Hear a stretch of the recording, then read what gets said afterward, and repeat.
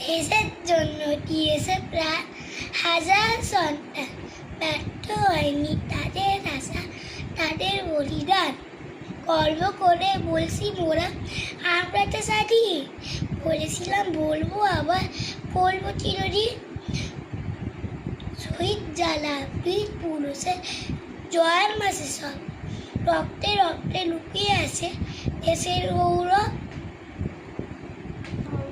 স্মরণ করি সেই শহীদের বিদ্রোহীদের আজ, তাদের জন্য কাঁদছে ভারত, কাঁপছে ব্রিটিশ লাশ।